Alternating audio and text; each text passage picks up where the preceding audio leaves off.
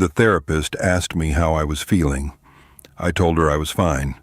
That's the answer you give when you don't want to explain something that doesn't have words yet, or when you're tired of watching people try to translate it into something smaller. The room was too clean, too white, the kind of clean that feels intentional, controlled, like the space itself is part of the treatment. The walls didn't echo, but every sound still felt louder than it should have. The air conditioning hummed steadily, unbroken, unconcerned. I sat with my hands flat on my knees, fingers spread, always spread, she noticed. They always do. Hands tell people things you don't mean to say. You've been compliant with treatment, medication, attendance, no incidents in almost 6 months. I nodded. 6 months sounded longer when someone else said it, like an accomplishment. To me, it felt like nothing. 6 months wasn't stability. 6 months was just time without failure. She asked me about anger, not what caused it, not when it started, just how it felt. I stared at the wall behind her. There was a faint crack in the paint near the corner, hairline barely visible. I focused on it like it mattered, like if I tracked it long enough it would tell me something useful. It feels like pressure. Her pen paused, not stopped, just slowed. Pressure. How? I took a breath, slow, measured, careful, like holding something down. That was when her pen stopped completely.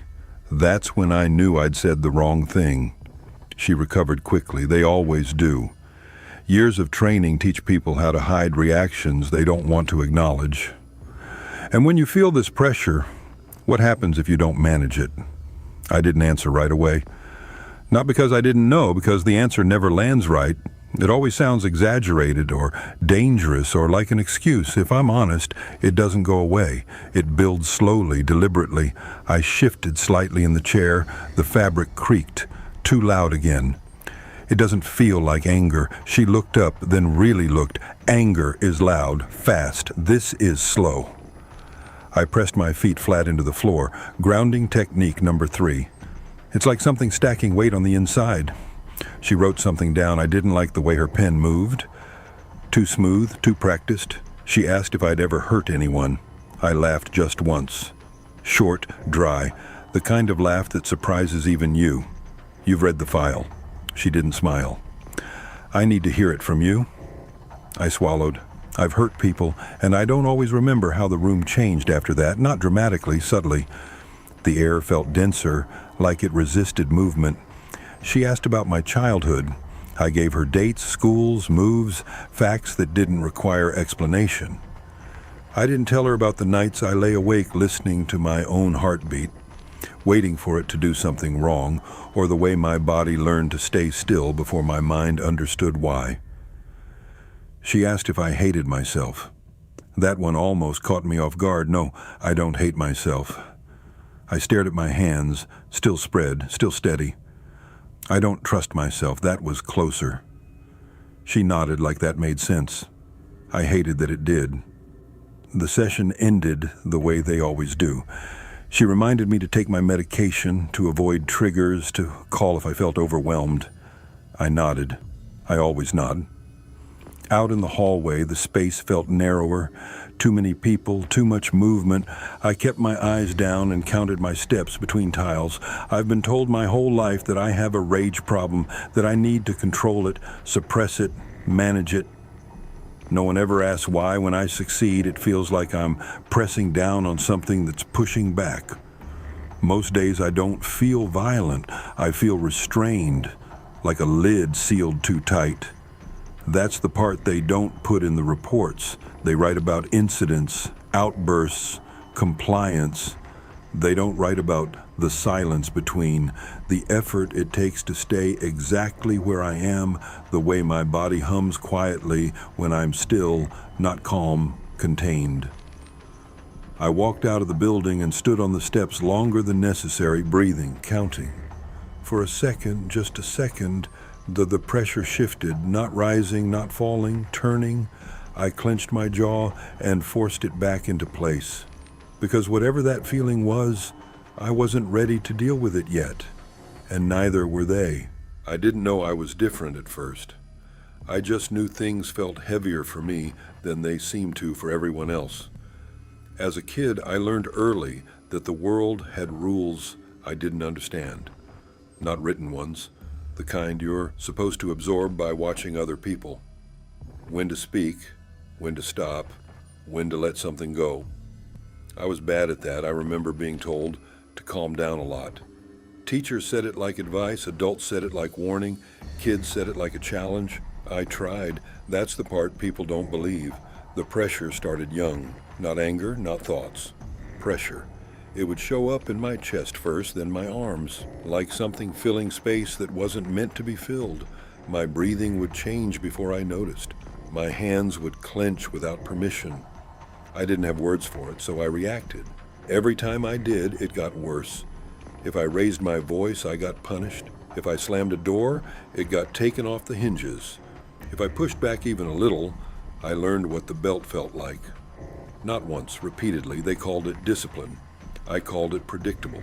The beatings weren't random, they followed patterns. First came the look, then the warning, then the silence. I learned to recognize silence early. It meant someone had decided something, and nothing I said was going to change it. There was one time I remember clearly. Not the worst, just the one that stayed. I was 8. I'd had a bad day at school, noise pushing, too many voices talking at once. By the time I got home, the pressure was already there, tight and humming under my skin. I knocked over a glass by accident. Milk spilled across the table. It wasn't loud, it wasn't dramatic. The room went still.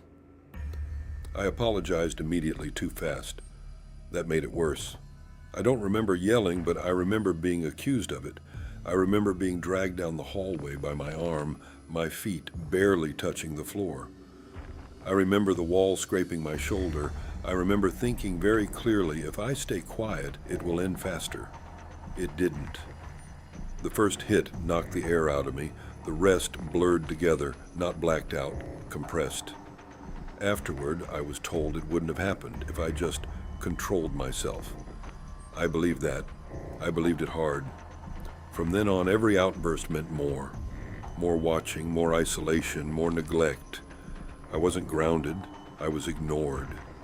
Days would pass without anyone speaking to me unless it was necessary. Food left on the counter, doors shut quietly instead of slammed.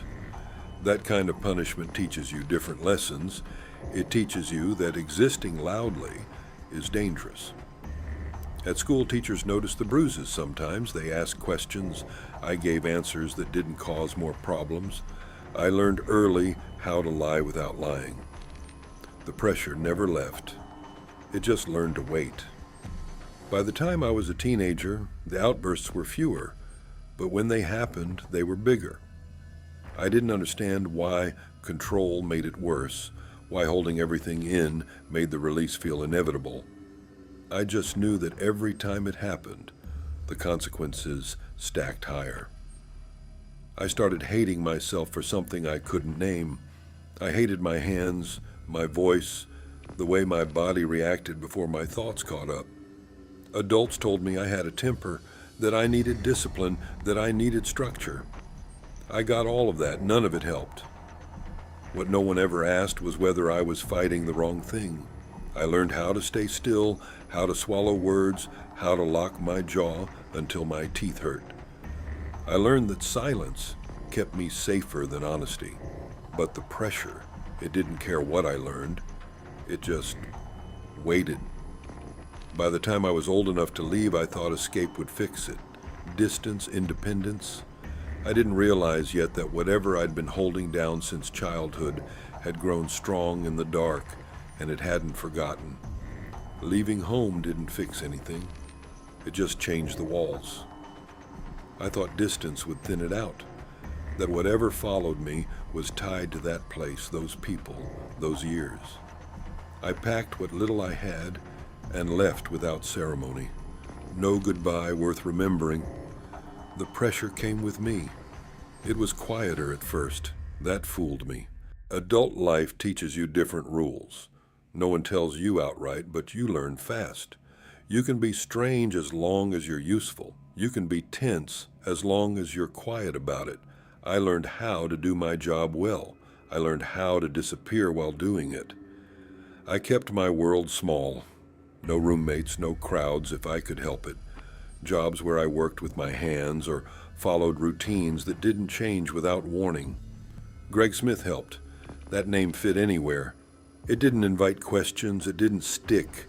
I could say it out loud and feel nothing attached to it. Greg Smith showed up on time. Greg Smith kept his head down. Greg Smith didn't cause problems most days. The pressure didn't announce itself anymore. It didn't spike. It settled. It lived behind my sternum, heavy and constant, like something leaning its full weight against the inside of my ribs. I learned to work around it, to stack my life carefully so nothing burst by accident. People notice things anyway, they always do. A supervisor once asked why I never took breaks in the same room as everyone else. I told him I liked the quiet. He laughed like that made sense.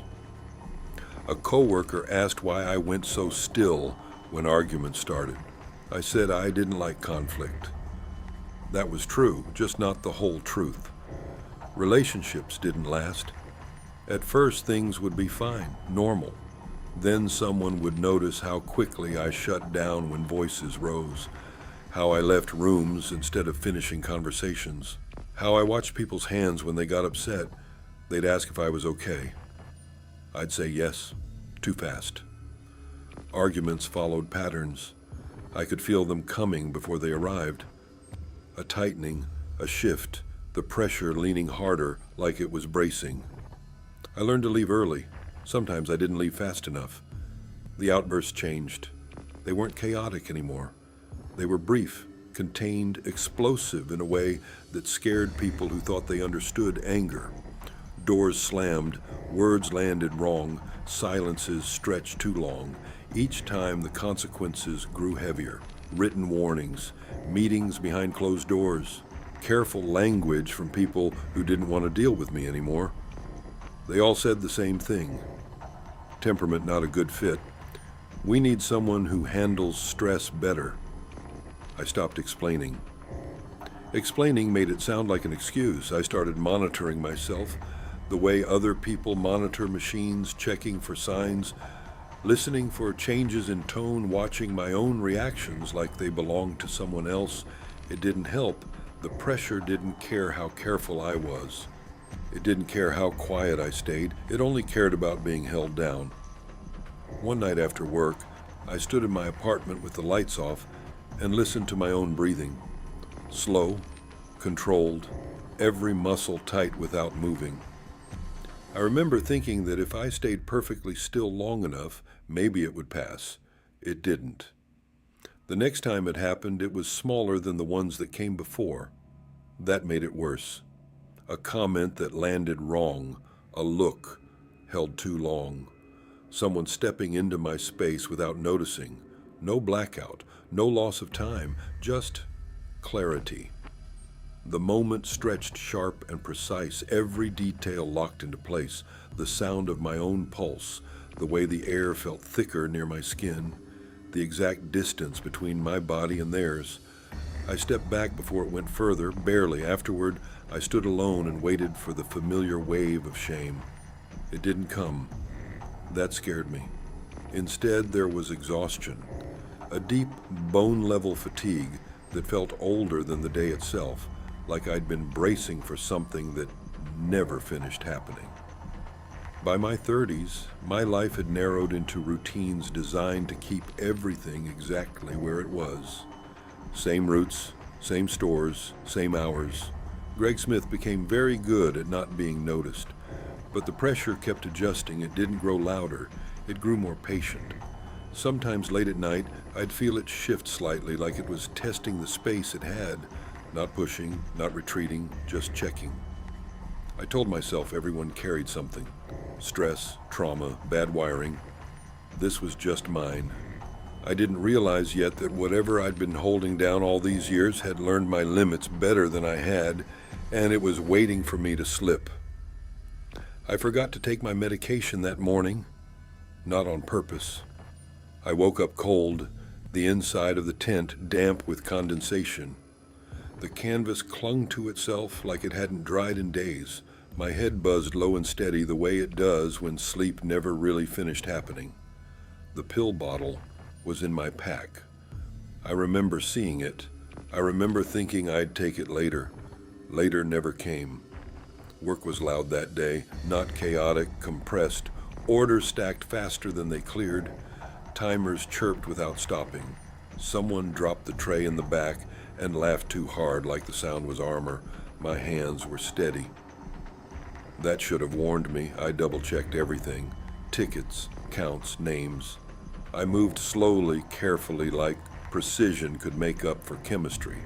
Something slipped anyway. It always does. The customer came back angry. I heard his steps before his voice. Fast, heavy, deliberate.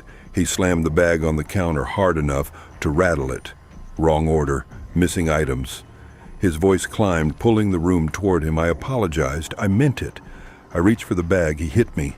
The pressure hit back. My hands slammed the counter hard. The edge bit into my palms.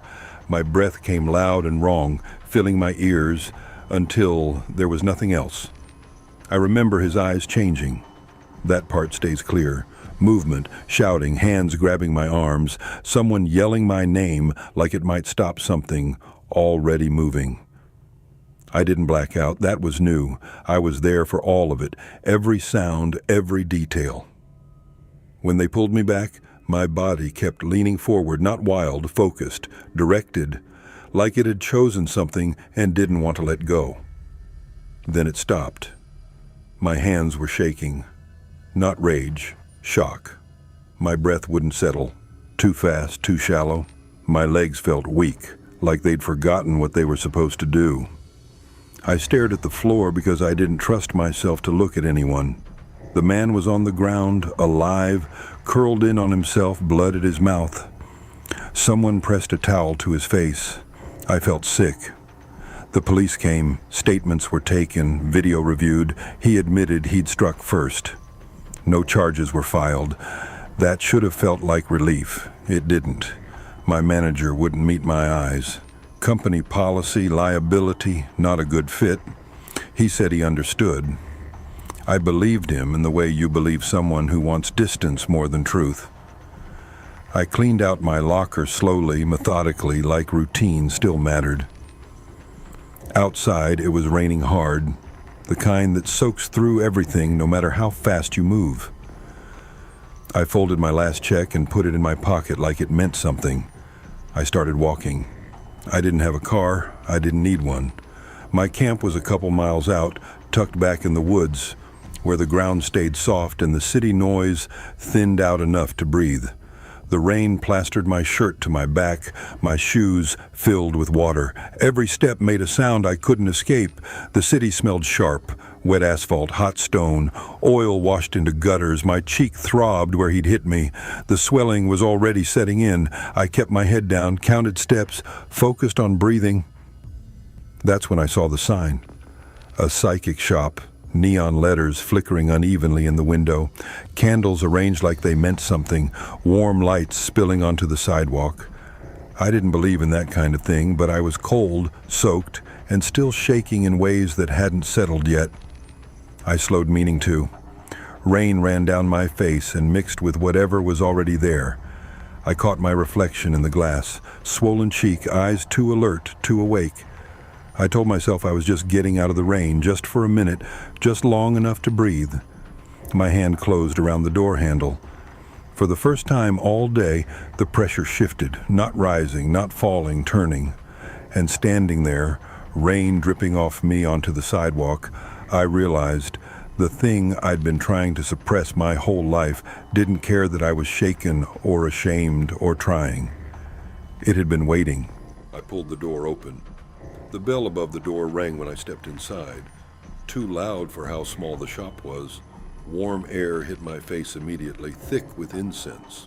Not sweet, not sharp. Something darker underneath it. Earthy, old, like damp soil after rain.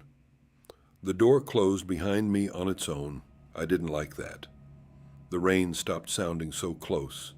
Shelves lined the walls from floor to ceiling, candles, jars, stones, wrapped in twine, symbols I didn't recognize, carved into wood that looked worn smooth by hands, not tools. The lights were low, not dim, intentional. I stood there, dripping onto the floor, suddenly aware of how out of place I looked. Wet clothes, split knuckle, bruised cheek. The smell of blood, faint but present. Someone was breathing in the back of the shop, slow, measured, not surprised. "You can take your jacket off if you want," a woman's voice said. I flinched, not because she spoke like she'd been waiting. She stepped out from behind a curtain near the back, older than I'd expected. Hair streaked with gray, pulled back tight. Her eyes didn't dart or search. They landed and stayed. She looked at me the way doctors look at scans, not judgment, assessment. I'm not here for I started. She raised one hand, not sharp, not commanding, just enough. I know that should have been comforting. It wasn't. She walked past me and locked the door slowly. Each click of the bolt sounded final. My pulse picked up. "I just needed to get out of the rain," I said. It sounded thinner out loud. She nodded like that was true and incomplete. "Sit," she said, gesturing toward a chair near the center of the room. I didn't want to. I did anyway. The chair creaked under my weight, solid, old, the kind of furniture that doesn't break. She circled me once, didn't touch, didn't rush. The pressure shifted, not rising, not striking, recoiling. She stopped behind me close enough that I could feel her presence without hearing her breathe. "How long has it been locked?" she asked. My jaw tightened. "I don't know what you're talking about." She hummed quietly, not disbelief, recognition. "You feel it as pressure," she said. "Most do." My hands clenched without permission. That's not I stopped because she was right. She moved into my line of sight again, knelt slightly so we were eye level. Her eyes flicked to my ears. I touched them instinctively. They felt hot, too hot. "You shouldn't be bleeding yet," she said. I pulled my hand away. There was red on my fingers. That was new. A dull ache bloomed behind my eyes.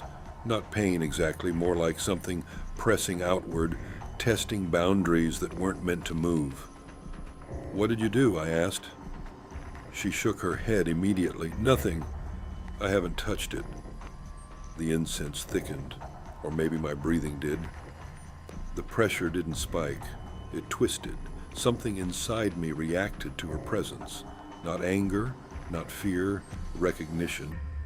She reached for a bowl on a nearby table. Stone carved with symbols that felt heavy just looking at them. She didn't use it. Set it back down. "It's hurt," she said. My ears rang suddenly, high, sharp. I grabbed the sides of the chair as pain lanced through my skull. Warmth trickled down my neck. Blood. "Stop," I said. She stepped back immediately, hands open. "I told you I'm not doing this." The ringing eased slightly, not gone, held. She studied me again, slower this time. Concern etched deep now. "Someone bound it," she said badly. The word had made my stomach drop. The pressure surged, just enough to tear at my skin, a sharp sting across my arm, wetness, another thin line of blood. I gasped, not loud, contained. My body shook. She swore under her breath, old words, not English. "This place isn't safe for you anymore," she said, "and neither is outside." The shop creaked softly, not settling, responding. I looked around, suddenly aware of every shadow, every hanging charm, every jar sealed tight like it was keeping something in. "What am I asked. She didn't answer. Not yet. Instead, she reached for the curtain at the back of the shop. "Come with me," she said, "before it pushes harder." The pressure rolled inside me again, not attacking, testing. I stood on unsteady legs. Blood dripped onto the floor. The bell above the door rattled without being touched.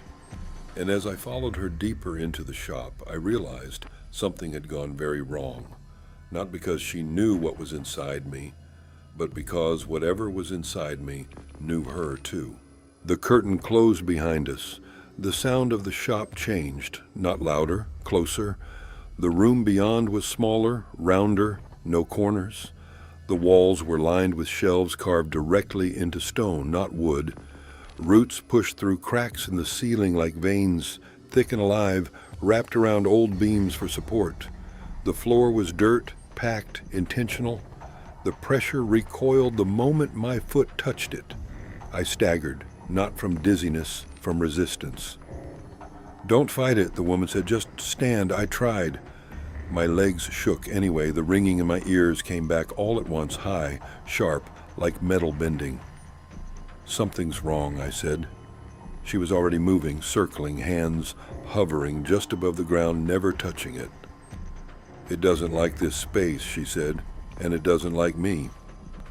The pressure surged, not outward, inward. I dropped to one knee as pain punched through my skull. My vision narrowed. The world tilted slightly to the left. Warmth ran down the side of my neck. My ears were bleeding, not dripping, streaming. I clamped a hand over one instinctively. When I pulled it away, my fingers were slick and red. "Make it stop." She knelt in front of me immediately, eyes sharp now, urgent. "I can't stop it yet," she said, "but I can keep it from breaking you." The dirt floor shifted, not visibly, felt like something underneath it rolled in its sleep. The roots in the ceiling creaked. One of the shelves rattled. A jar tipped over and shattered on its own, spilling dried herbs across the ground. The pressure lashed out, not at me, at her. She gasped and staggered backward, one hand clutching her side. A thin line of blood appeared along her forearm as if something had brushed her too hard. That scared me more than my own pain. "It's hurting you," I said. She nodded once, teeth clenched. "Yes," she said, "and that tells me everything." The ringing intensified. My ears felt like they were going to rupture completely. My jaw locked. Pressure slammed into my chest hard enough to force the air out of me. "No." The word tore out of me without permission. The floor cracked, not split, cracked. A hairline fracture spread beneath my hand where it touched the dirt. The pressure froze, not gone, paused. The woman stared at the crack, then at me. "It recognizes authority," she whispered. My vision blurred, not from pain, from strain, like holding something impossibly heavy just long enough to matter. The pressure pushed back again, harder, angrier. My ears screamed. Blood soaked my collar. My head felt too full, like something was trying to force its way out through sound alone.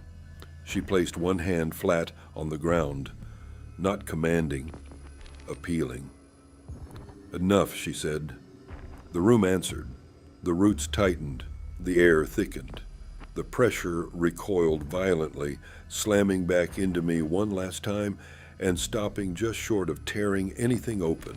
I collapsed forward, catching myself on trembling arms, panting, bleeding, still conscious.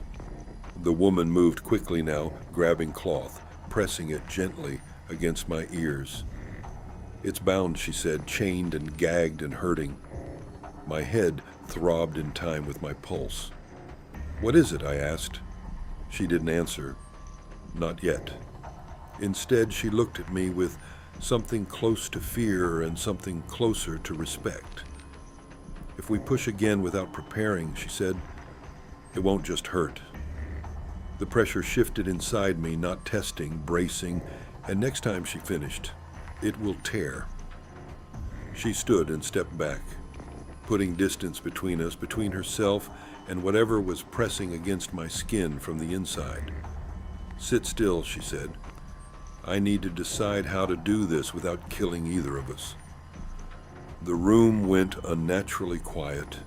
My ears rang, blood soaked into the cloth, and somewhere deep inside my chest, something old and furious pulled tight against its restraints, waiting. She didn't speak right away. After telling me it wasn't coming from me, she just stood there, listening. The shop felt different now, not darker, not colder, closer.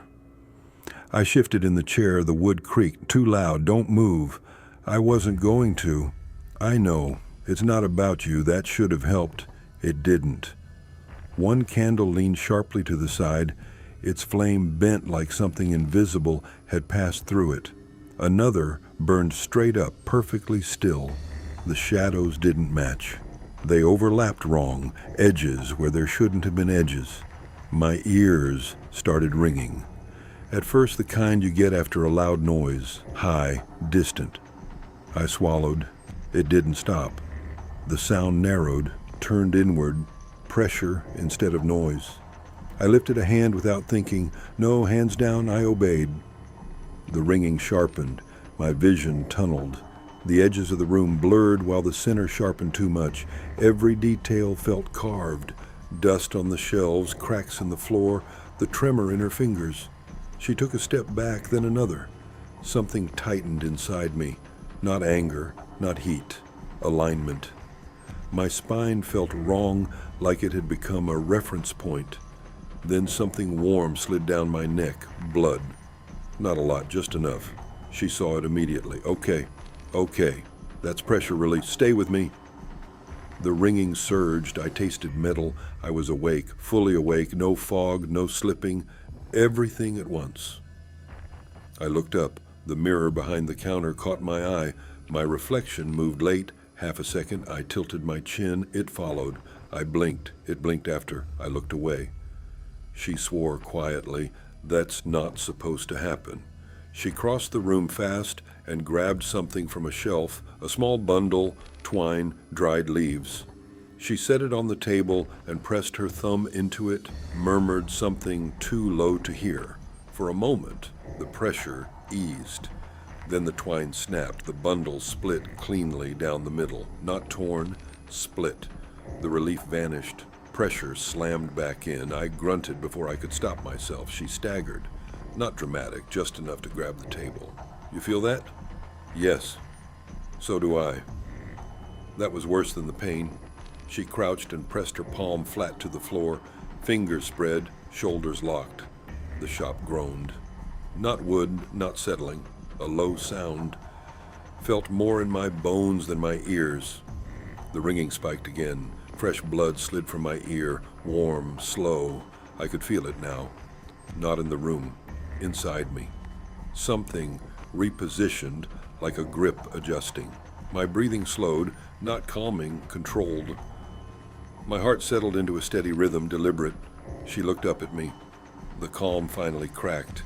It knows we're paying attention. The candles flared too tall, then snapped back down. The bell by the door rang violently, untouched. I swallowed, blood warm against my skin. Is it? Don't name it. Not yet. The pressure surged again, focused, directed. She rose slowly, hands still braced on the floor. This isn't passive, and it isn't trapped the way I thought. Her eyes locked on mine. It's been waiting for someone to notice. When the pain finally loosened its grip, I didn't move. I didn't trust my body enough to try. The room felt different now, not calmer, not safer, just aware like something had been disturbed, and everything else was holding still to see what would happen next. My ears rang softly, a dull echo instead of the knife-edge scream from before. Cloth was wrapped around my head, tight but careful, warm, damp blood. I could feel my heartbeat everywhere, in my jaw, my fingertips, deep in my chest, where the pressure used to press. Used to. The woman sat across from me on the dirt floor, legs folded beneath her. She looked smaller somehow, not weaker, more focused, like every part of her attention had narrowed to a single point. Me. Don't stand yet, she said. Let it settle. I nodded, too tired to argue. The pressure was still there, but it wasn't stacked tight anymore. It felt present, aware, like something breathing slowly in a space that had been sealed too long. What did you do to me? I asked. She didn't answer right away. Instead, she picked up a small bowl from the floor beside her, stone heavy, filled with dark soil, shot through with white flecks of bone or shell. She set it between us, didn't use it. I didn't do this to you, she said. But someone did. That landed harder than I expected. I've been told my whole life that this is my fault, I said. My temper, my wiring, my no. She cut in your restraint, I frowned. That thing inside you, she continued, was never meant to be crushed down the way it has been. The word thing made my shoulders tense, she noticed. I don't mean monster, she said, and I don't mean curse. She leaned forward slightly, careful. I mean guardian. My breath caught. Not fear, not relief, confusion. She traced a symbol in the dirt with one finger. It wasn't sharp or elaborate, simple, circular, old. What you're carrying isn't rage, she said. It's pressure from something that was designed to move. The pressure inside me shifted at that, not pushing, responding. Then why does it hurt? I asked. Her mouth tightened. Because it was bound with malice, she said, not balance. She explained slowly, carefully, like each word had weight. Someone had placed a suppression curse on me when I was very young, not to protect me, not to save anyone else, to stop something, to gag it, chain it, force it inward, until it either broke or drove me mad. That pressure you feel, she said. That's what happens when a hunter is locked in a cage too small for it to stand. My stomach turned. So I'm dangerous, I said. She shook her head immediately. No, she said, you're contained. The distinction mattered more than I wanted it to. She looked at my bandaged ears, then back to my eyes. The binding is damaged now, she said. You felt it push because it knows it's been noticed. The room creaked softly, not threatening, listening. If it breaks uncontrolled, she continued, it won't be gentle. My fingers curled into the dirt. It will tear you, she said, not out of anger, out of necessity. That word echoed. I swallowed. So what happens now? I asked. She didn't answer immediately. Instead, she stood and walked to the shelves lining the wall. She selected a few items. Not many, nothing ornate. A length of cord, a shallow bowl, a small knife worn smooth at the handle. Now, she said, you decide. I looked at her. You can walk away, she said. Let the binding fail on its own. The pressure inside me shifted again, unhappy. Or you can stay, she continued, and we can do this in a way that gives you a chance to survive it. My heart pounded. What does a chance mean? I asked. She met my eyes, didn't look away. It means pain, she said, and blood and change. I thought about the years of control, the silence, the restraint, the way my body had learned to lock itself down until it shook. I'm tired of holding it, I said. The pressure inside me went still, not fighting, waiting. She nodded once, decision accepted. Then sit, she said, and don't lie to me when it starts to hurt. She stepped back and began preparing the space. The dirt floor shifted slightly beneath my hands. The air thickened. Whatever was bound inside me drew tight again, not straining, not attacking, bracing. And as the room settled into an unnatural stillness, I realized this was the last moment my life would feel even remotely familiar. Not because something was about to be added, but because something that had been forced silent for decades was finally being allowed to move. The knife never touched me. That's what I remember first. She placed it on the dirt between us, blade down like an offering. The cord followed, then the bowl. Everything laid out with deliberate spacing, like the ground itself needed room to breathe. The air thickened, not warm, charged. Listen to me, she said. When it starts, do not fight it. I nodded. My throat felt too tight to speak. She knelt and pressed both palms flat into the dirt, closed her eyes. By earth that remembers, she said quietly, and blood that was never meant to be still. The pressure lunged. My breath ripped out of me as pain tore through my chest. Not stabbing, pulling, like something inside me had grabbed hold of my ribs and tried to stand, I screamed. The sound came out wrong, too deep, too strained. My ears rang instantly, fresh blood soaking through the cloth wrapped around my head. Stay with me, she snapped. The ground cracked again, this time deeper. The pressure slammed outward and my skin split. Not open, not clean, just enough.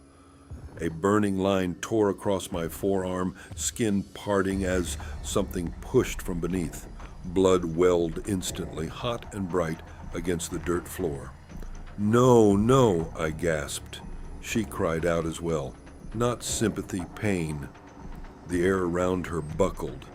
An invisible force struck her hard enough to throw her backward. She hit the stone wall with a wet sound and slid down, clutching her side. Blood soaked into her sleeve. "It's fighting the break," she yelled. My vision blurred. The pressure roared now, no longer contained. It surged through my spine, my shoulders, my jaw. My teeth clenched so hard I thought they'd shatter. Something moved under my skin. Not crawling, shifting. Another tear opened along my shoulder, skin stretching past what it was meant to hold. I screamed again as warmth poured down my side. The pain wasn't rage, it was release happening wrong. "Hold it," she shouted. "I can't," I screamed back. The pressure slammed forward again, and the room answered.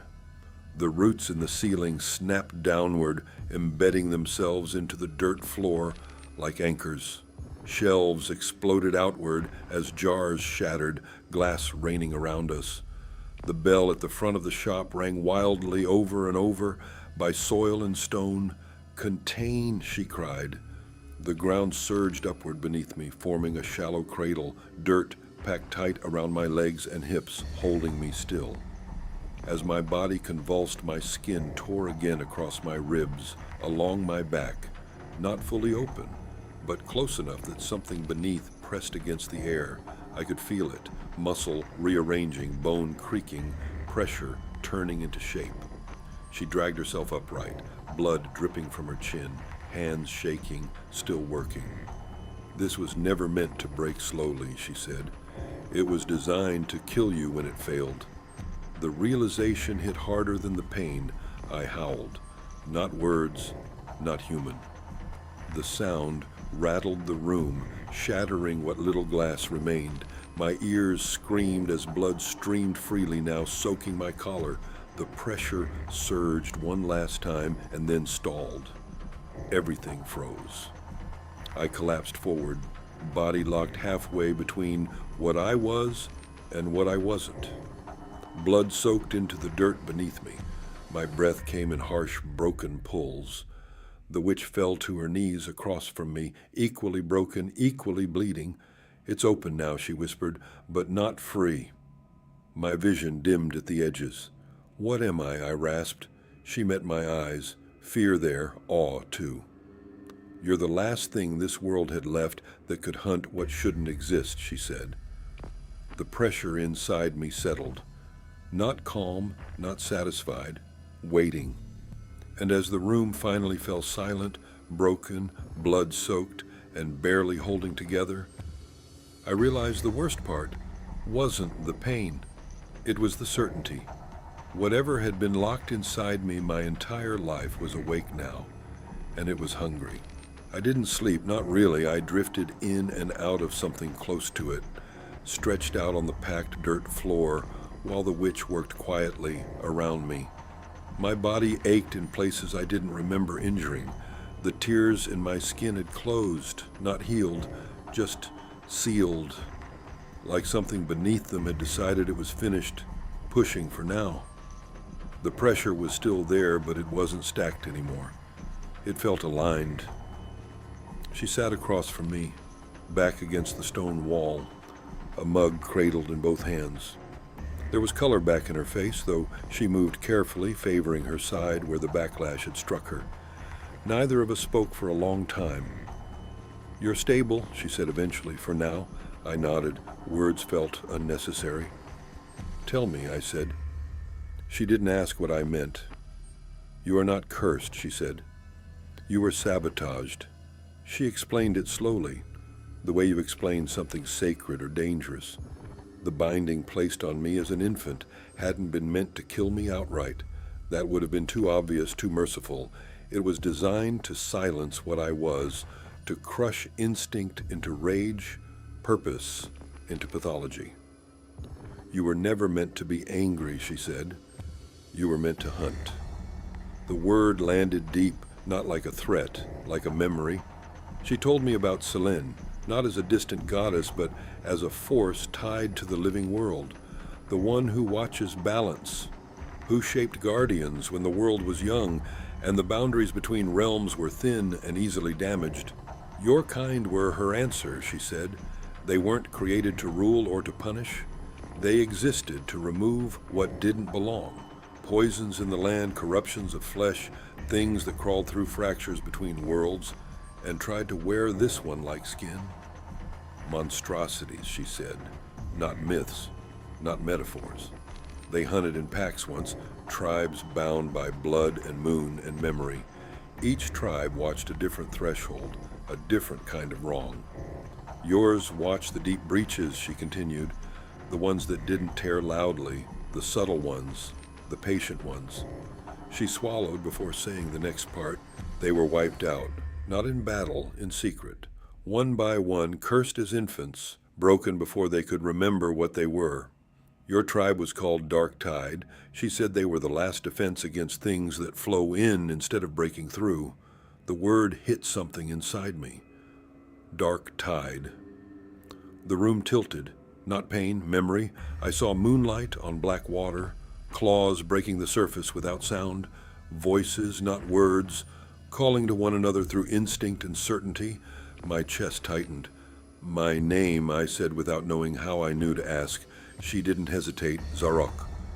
The sound of it unlocked something. Zarok. The pressure inside me settled completely, not suppressed, not restrained. Home. I sat up slowly, every movement deliberate. Greg Smith was a mask, I said. She nodded. A good one, she said. It kept you alive. I looked down at my hands, scarred, steady. No tremor. My name is Zarok Dark Tide, I said. Saying it didn't feel like claiming power. It felt like remembering how to stand. She watched me carefully. You need to understand something, she said. The hunger won't go away. I waited. It will sharpen, she continued, and it will point. I felt it then. Not pain, not rage, direction. When it pulls, she said, it won't be for food. The weight of that settled over me slowly. I thought about the years of suppression, the silence, the misdirected violence, and the curse, I asked. She looked at the cracked floor, the broken shelves, the bloodstains not yet washed away. It failed, she said, and it failed badly. She met my eyes, which means whatever placed it will eventually notice. That didn't frighten me. The hunger shifted, interested. She stood, wincing slightly, and placed a hand on the stone wall. You can stay here while you heal, she said. But you won't belong to places like this for long. I already knew that. Outside, dawn was breaking, not the soft kind, the sharp, honest kind that reveals things exactly as they are. I wasn't angry anymore. I wasn't broken. I was late. And somewhere, beyond the trees, beyond the city, beyond the thin places between worlds, something wrong was already moving. I left the shop before the week was over, not because I was healed, because I didn't belong there anymore. The witch didn't argue. She packed supplies instead. Salt, cloth, a blade meant for skinning, not fighting. She warned me once more not to feed the hunger wrong. Then she let me go. I went into the woods, not far at first, just deep enough that the sounds of people faded into something distant and unimportant. I built a camp where the ground stayed dry and the trees grew close together, their roots tangled like they had agreed to protect one another. Days passed, then weeks. I hunted only animals, deer at first, quiet kills, clean. Then tougher, heavier, their blood hotter when it hit my hands, feral things that had wandered too close to towns and forgotten how to live properly. I never chased for sport, never wasted. The hunger guided me. It didn't snarl, it didn't rush, it pointed.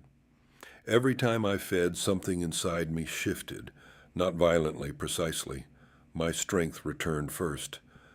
Not the sharp kind you feel in anger, but the deep, steady kind that doesn't shake. Carrying weight stopped hurting. Long days stopped draining me. I could run without my lungs burning, climb without my joints complaining. Then the aches faded. Old injuries that used to announce themselves every morning went quiet. My knees stopped clicking when I crouched. My back loosened. The stiffness I'd chalked up to age simply wasn't there anymore. I caught my reflection in a stream one morning and didn't recognize it. The lines around my eyes had softened. My skin looked tighter, healthier. The gray in my beard had thinned, dark hair pushing back through like it had never really left. I didn't look young. I looked restored. I felt like I had in my early 30s, not reckless, capable. Each hunt made it clearer. The more wild game I ate, the stronger I became. The stronger I became, the quieter the hunger grew. But it never went away. It lingered beneath everything, patient and attentive, waiting for something it recognized. Animals fed my body. They sharpened my senses. They rebuilt what time had worn down. They did not satisfy the hunger. At night, I lay awake listening to the forest breathe. I could hear things I never had before. Small movements, heartbeats, the way animals shifted when something else moved through their territory. Sometimes I'd feel the pull then, brief directional. I ignored it. The witch had warned me, do not feed it wrong. So I stayed away from towns, from roads, from people. Still the world felt louder, not in sound, in wrongness. There were places I avoided without knowing why. Clearings where the birds wouldn't land, patches of earth where the plants grew twisted and pale, like they were remembering something they shouldn't. The hunger noticed those places, marked them. I started dreaming again, not nightmares, memories that didn't feel like mine. Running under moonlight with others at my side, silent communication, shared purpose, the certainty of knowing exactly where to go and why. I woke from those dreams, calm, focused, no rage. That alone told me everything had changed. One evening, as I cleaned the fresh kill and felt strength settle deeper into my muscles, the hunger stirred sharply for the first time in weeks. Not for food, for something else. The forest went quiet, too quiet. I froze, knife still in my hand. Every instinct I had turned in the same direction. Something was wrong, not wounded, not starving, out of place. The hunger didn't ask, it didn't argue, it pulled. And for the first time since I'd remembered my true name, I understood the difference between feeding to survive and hunting for the reason I was made. The pull didn't feel urgent. That scared me more than if it had. I followed it north, deeper into the hills, moving without thinking about direction. My feet chose the ground, my body adjusted to slopes and roots before my eyes fully registered them. The forest changed as I went, not suddenly, gradually. The first sign was the silence. Birds stopped calling, not all at once, just fewer, then fewer still, until the absence itself became noticeable. Insects vanished next. The air felt thick, like sound didn't want to travel through it. I slowed, not out of fear, out of instinct. The ground under my feet felt tired. Leaves crumbled too easily when I stepped on them. Grass bent away from my shadow. A tree I passed had split bark that looked burned, though there was no sign of fire. I touched it. The bark collapsed into ash. That's when the hunger sharpened. Not hunger for meat, not even for blood, for removal. I crouched, inhaling slowly. The smell hit a moment later. Not rot, not decay. Something hollow like metal, left too long in water that wasn't meant to exist. I felt it then. The size, the weight, the wrongness pressing down on the land like gravity had chosen a favorite. I shifted, not fully. Bones rolled beneath my skin with a controlled, familiar pressure. Muscle tightened and layered, strength settling into me like a second skeleton. My senses stretched outward, clarity replacing thought. The world snapped into detail, and I saw the damage ahead of me. The forest opened into a wide, sloping clearing. Nothing moved. Nothing lived. Grass lay flattened and blackened as if something massive had rested there for a long time. Trees at the edges leaned away from the center, trunks twisted, leaves pale and brittle. At the heart of it all, something shifted. The ground dipped, not sank, bent. Then it stood. It was enormous, at least twice my height when it straightened, its bulk dragging itself upright with a wet, strained sound. For half a second, my mind tried to call it a bear. That illusion shattered immediately. Its torso was too large, too dense, rib-like structures pressing visibly beneath stretched flesh. One shoulder sat higher than the other, muscles layered incorrectly as if they'd been assembled by memory instead of design. Its arms hung too low. Its hands were wrong, 5 thick, fused fingers on each, claws pushing through the ends rather than growing from them. When it shifted its weight, the ground cracked beneath it, plants collapsing into rot at the point of contact. The air around it felt sick. I could taste iron and something bitter at the back of my tongue. My instinct screamed, not fear, not flight, correction. It turned. The head was bear-shaped from the side. From the front it was almost human. Almost. The snout was too short. The jaw opened wider than it should. Teeth misaligned, crowded, never fully closing. Its eyes set too far forward, fixed on me with something like recognition. Not awareness, recognition. It took a step. The ground died where its foot landed. Grass blackened instantly. Soil collapsed inward as if the earth itself wanted to pull away. This wasn't a predator. It didn't stalk, didn't posture, didn't threaten. It advanced. Each movement was uneven. A lurch followed by a terrifying surge of speed, its mass moving faster than something that size should be able to. I backed away slowly, circling, keeping distance. Not because I wanted to, because instinct told me something important. It wasn't anchored properly yet. The hunger focused sharply then, locking onto a point deep within its bulk. A dense knot, cold, heavy. The seam where it touched this world. That's what I would have to destroy. The thing let out a sound. Not a roar, not a growl. A strained, confused exhalation like air being forced through tissue that didn't understand lungs. It took another step toward me, then another. The forest around us continued to die in its wake. I realized something then. This wasn't the first place it had walked, and it wouldn't stop here. The hunger surged, not uncontrolled, not wild, but directed. Purpose flooding every nerve. I lowered myself into a fighting stance, not as Greg, not even fully as the wolf, as what Selene had made. The creature charged. The ground shook when it hit me. I barely got out of the way. The thing surged forward in a burst of impossible speed, its mass tearing a trench through the dead grass where I'd been standing. Wind slammed into my chest as it passed, the air itself recoiling from its presence.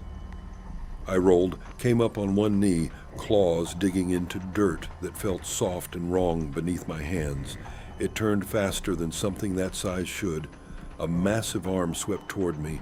I ducked under it, felt the rush of corrupted air graze my back, and the tree behind me exploded into splinters as the blow landed. No roar, no triumph, just force.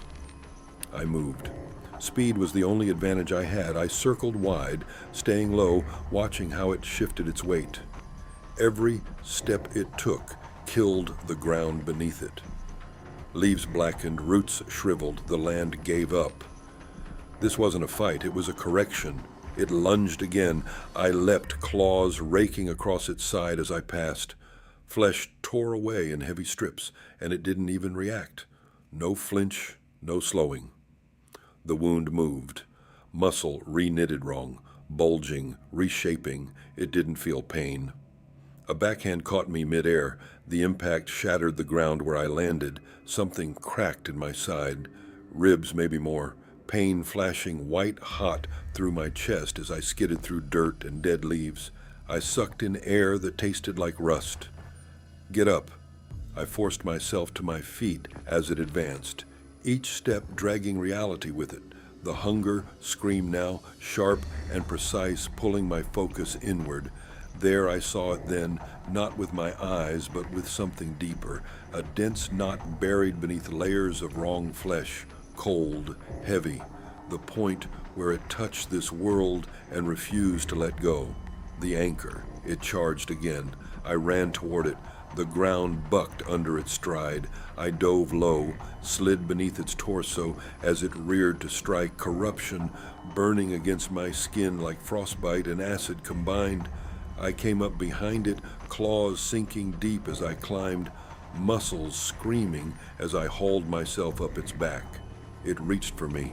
A massive hand closed around my leg, claws biting deep. I felt skin tear, bone strain. It pulled. I slammed my claws into its shoulder, tore away chunks of meat that meant nothing to it, but bought me seconds. Seconds were all I needed. I plunged my arm inward, not toward an organ, toward the cold. My claws hit the anchor. The thing convulsed, not in pain, in confusion. The sound it made then wasn't a roar. It was a tearing, strained exhalation, like reality itself, trying to breathe through damaged lungs. I held on. The corruption fought back. Pressure crushed inward, trying to fold me into it. My ears rang, my vision tunneled. I felt my strength drain as the thing tried to keep existing through me. I dug deeper. Not today. I ripped. The anchor tore with a wet, rupturing sound that shook the clearing. Blackened matter collapsed inward as the creature staggered, its mass losing cohesion all at once. It fell, not crashing, collapsing. Flesh sloughed away in heavy, useless chunks. Limbs folded wrong, then stopped moving entirely. The corruption drained out of the ground like poison pulled from a wound. Silence followed. Real silence. The forest breathed again. I staggered back, chest heaving, blood running freely from torn flesh that already struggled to close. My hands shook, not with rage, with aftermath. The hunger was gone, not dulled, not quieted, gone. I looked down at the remains. It was just meat now. Dead weight, no wrongness, no pull. I stood there a long time. Then I turned away because even as the forest began to heal, I knew this wasn't the only one. And for the first time in my life, that thought didn't terrify me. The silence afterward wasn't peaceful. It pressed in. I stayed where I was long after the thing stopped moving, chest rising and falling in shallow, careful pulls. Every breath scraped. Every time I shifted, pain flared through my ribs and shoulder where its grip had torn too deep. The clearing looked almost normal now. If you ignored the dead ring of earth and the gouges in the ground, like something heavy had been dragged through it. That's when the pain really started. Adrenaline drained out of me like water, leaving everything raw and exposed. My wounds burned, but not like heat. Cold, stubborn, wrong. Flesh tried to knit, hesitated, and pulled apart again in slow, ugly increments. Muscle twitched without finding purchase, as if my body kept reaching for a pattern it couldn't locate. This wasn't damage my body understood. I'd healed fast my whole life. Cuts closed, bruises faded. Even the tearing from the curse breaking had sealed quicker than it had any right to. This was different. These wounds carried a kind of resistance, like the creature had left something behind in the injury itself. Not a toxin, not an infection, a disagreement. The wound didn't want to be part of me. My healing was working, but it was moving too slow. I forced myself upright, swaying as my weight settled. Blood soaked the fur along my side, dark and sticky, where it refused to clot properly. I pressed a hand there and felt sluggish movement beneath my skin, like my body was trying to mend through a fog. My ears still rang, not screaming now, just a faint, persistent tone, like a memory of pain. I looked back at the remains. It was just meat now. No pull, no wrongness, no pressure. The creature lay collapsed in the dirt, its bulk already sagging into itself, becoming inert weight. If I had been starving a week ago, if I'd been anything like the man I used to be, maybe I would have considered it. I didn't. I wasn't eating that, even dead. It felt like eating poison, like letting the wrongness back into the only body I had left. My hunger didn't reach for it. My instincts didn't even recognize it as food. They recognized it as something to be removed. That job was done, but I still needed to heal. The hunger turned inward then, different from the hunt hunger. Not sharp, not pointed. Practical food, real food, normal life. I limped away from the clearing deeper into the trees. The forest felt cautious now, not afraid, not hostile, observant, like it knew something had happened and wasn't sure what to do with the knowledge. Birds started calling again in distant pockets, tentative at first. Insects returned as scattered whispers in the underbrush. The land was trying to resume its rhythm. I wasn't. Every step hurt. My shoulder clicked wrong. My ribs sent bright flashes through my chest when I breathed too deep. Blood warmed my side, then cooled as air hit it. I found a stream and dropped to one knee beside it, cupping cold water to rinse my hands and face. The water carried pink away in thin ribbons.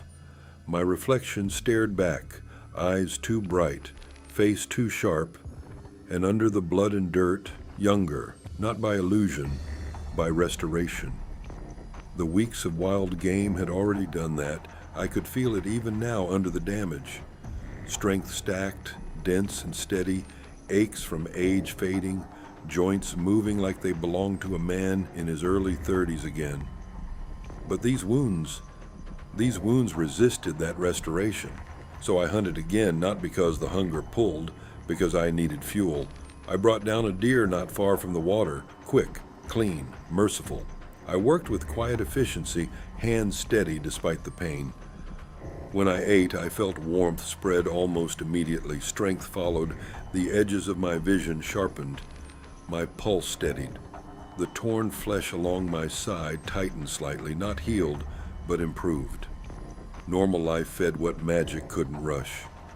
I bound the worst of it with cloth torn from my pack and rested beneath the trees as dusk crept in. The moon rose, pale and distant, watching without comment. The forest went still again, but this time it wasn't fear. It was listening.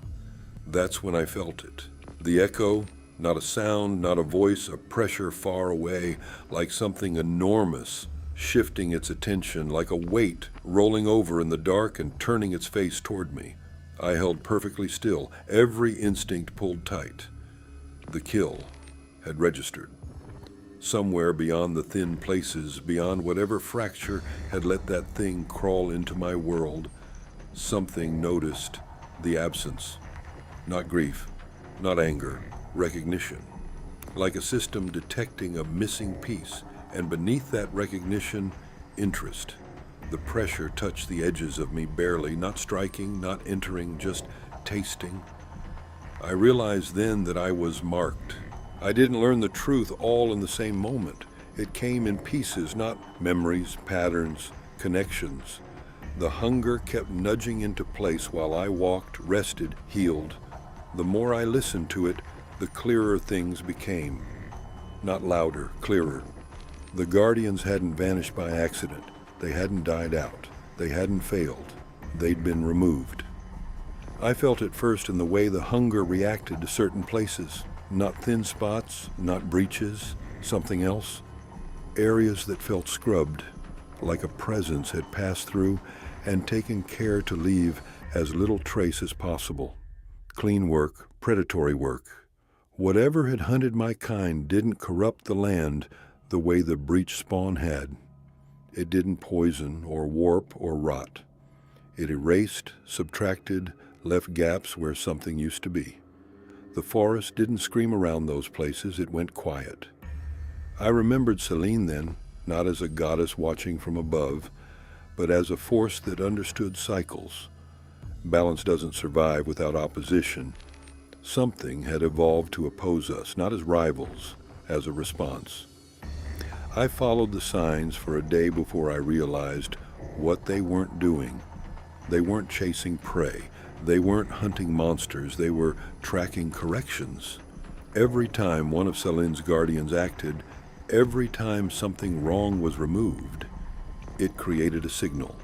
Not magic, not energy, a statistical anomaly, a place where the world corrected too cleanly. That's what they followed, not us directly, our work. The thought settled into me slowly, heavy and undeniable. My tribe hadn't been wiped out because they were weak. They were wiped out because they were effective. Too effective. I found old markers, then things I would have missed before. Scratches in stone that weren't claws or tools. Circles where vegetation never quite grew right again. Not dead, just avoided. Places where something had waited and succeeded. The hunger reacted differently to these signs. Not alarmed, not aggressive, wary. I'd never felt that from it before. At night, my dreams shifted again. No longer packs running under moonlight, but lone figures moving carefully through ancient forests, vanishing mid-stride. A sense of being observed from above, from angles that didn't make sense. Always after the hunt, never during. They didn't stop us mid-fight, they waited until the work was done. That's when guardians were vulnerable, exhausted, visible. I woke from those dreams with my jaw clenched and my heart steady, not fear, understanding. Hunters don't get erased by chance. Something had learned us, learned Selene's methods, learned patience. And I realized something else then, something colder. Breaking the curse hadn't just made me visible, it had made me historically significant. A dark tide appearing after silence like that after extinction. That wasn't a survivor. That was a variable. I moved differently after that. Slower, cleaner, more careful about what I corrected and what I let persist a little longer. The hunger didn't fight me on that. It understood trade-offs. So did I. I wasn't just hunting monsters now. I was operating in an ecosystem that included things that hunted me back.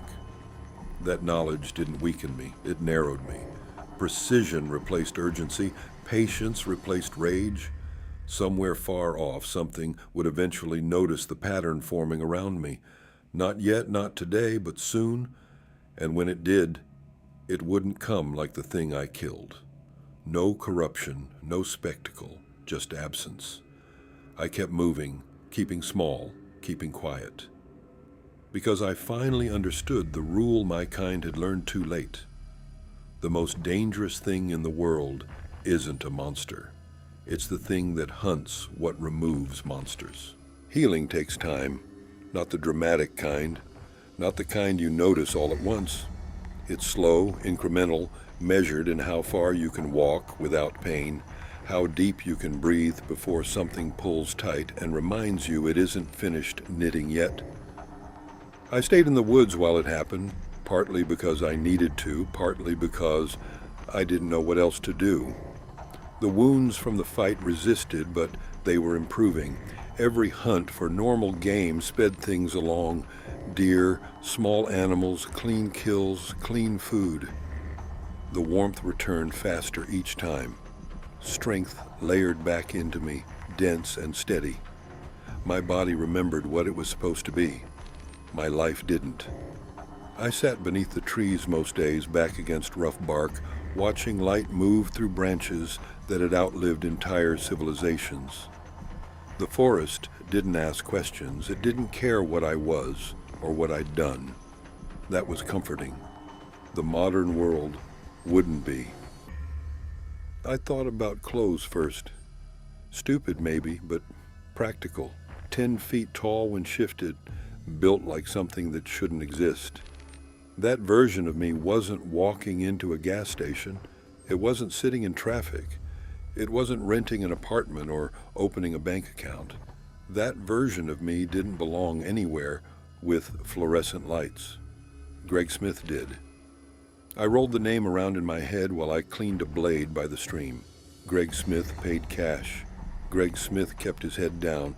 Greg Smith looked forgettable on purpose. Greg Smith survived. I thought about IDs, about cameras, about the way the world watched itself now. Satellites, phones, databases that never forgot. Rage would have been a liability. Speed would be strength too. Restraint would keep me alive. I could already feel how easily I could move between the two states. Now the wolf didn't push, didn't demand. It waited, present, coiled, ready when needed. That made everything else possible. I thought about cities and how wrong things hide there better than they ever did in forests. About rot that doesn't kill plants, just people. About corruption that wears suits and paperwork and smiles. I wouldn't smell it as easily there, but I would still feel it. Wrong is wrong, no matter the shape. The hunger shifted when I thought about that, not eager, acknowledging. I started mapping routes in my head, places I could move through without drawing attention, towns small enough to disappear in, cities big enough to get lost inside. I'd need work, something physical, something that didn't invite questions, something that explained scars and strength without forcing explanations. I'd need lies. That didn't bother me as much as it should have. The truth was heavier than most people could carry anyway. I hunted again that night, careful not to leave signs that didn't belong. I cleaned everything, buried what needed burying, burned what shouldn't be found. I left the forest the way it wanted to be left. Unremarkable. That word mattered now. I practiced control while I healed, letting the shift rise part way, then settle again, feeling where the line was, learning how to walk right up to it without crossing. The wolf didn't fight me on that. It understood patience. So did I. I realized then that surviving the modern world wouldn't be about hiding what I was. It would be about choosing when to be it. Most days I'd be a man sitting in the woods with old scars and careful habits. Some nights I'd be something else entirely. The thought didn't thrill me, it grounded me. I watched the moon climb higher through the trees and felt my wounds pull tight in a way that told me they were almost finished, deciding how they would heal. I was close to moving again, closer than I'd been since the curse broke. Greg Smith would walk back into the world soon. The Zarak dark tide would follow at a distance, watching, listening, waiting for the pressure to change. Because now I knew something important. The modern world didn't make monsters. It just made it easier for them to hide. And when the hunger stirred again, I'd know exactly where I could go without anyone noticing the worst thing that ever happened nearby. If you're listening to this, then I did something wrong. Not careless, not loud, just noticeable. I learned how to live quietly after that, how to exist in the spaces people don't really look at. Greg Smith works, pays, nods, disappears. He keeps his head down, keeps his hands busy, keeps moving just often enough to never be remembered. That's how you survive now. The world watches itself too much to notice what matters. Cameras don't see intent. Algorithms don't feel pressure. People don't look twice at things that don't announce themselves as problems. That's where the worst things live. That's where I live. I hunt when I have to. I wait when I can. I let some things linger longer than they should because removing them too cleanly draws attention. Balance isn't about fixing everything. It's about knowing what the world can tolerate losing. Rage used to make me dangerous. Control makes me invisible. If you've ever felt pressure building for no clear reason, if you've ever been told you're angry when you know you're not, pay attention to that. Rage isn't always the problem.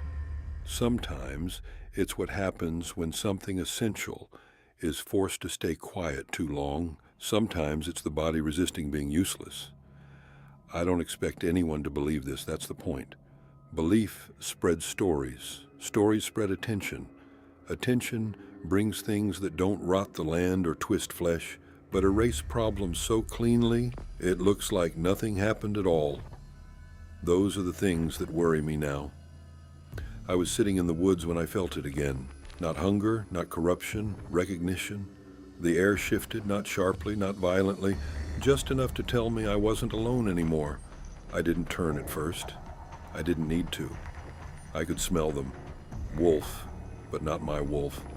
One presence was huge, broad-shouldered, heavy with age and old scars, dark fur, nearly black, carrying the scent of burned places and long survival. Another was lean and low to the ground, pale gray, moving so quietly the forest barely registered her. She watched from the edge of the trees, posture alert, but restrained. A third stood farther back, reddish-brown, female, thick-furred and solid, eyes steady and assessing, not afraid, not aggressive.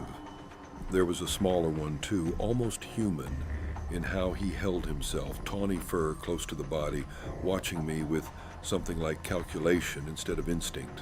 And another, different sizes, different colors, different ways of standing in the world, male, female, old blood, mixed blood.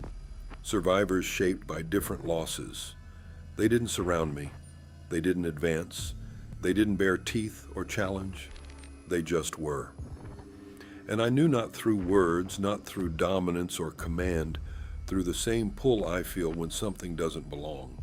They had the same purpose. Whatever tribes they came from, whatever they'd had to become to stay alive, the hunger in them pointed the same way mine did. Correction, removal, balance. I finally turned to face them. No one spoke, no one needed to. They weren't hunting what I killed. They were listening for the echo, watching to see who made it. The realization settled over me slowly, heavier than fear. I wasn't the last. I wasn't even hidden as well as I thought. I was just the loudest. And somewhere beyond the trees, beyond the thin places and the quiet corrections, something else was listening too. If you've ever felt watched for no reason, if the woods ever went quiet around you, if rage ever felt like pressure instead of anger, be careful what you learn to control. Because once you do, you're not the only one who notices. Thanks for listening. I really appreciate you taking the time to hear this story, and I hope you enjoyed it. There's more to come from this world, and I'm excited to keep sharing it with you. If you like this story, please consider liking the video, sharing it, and subscribing to the channel.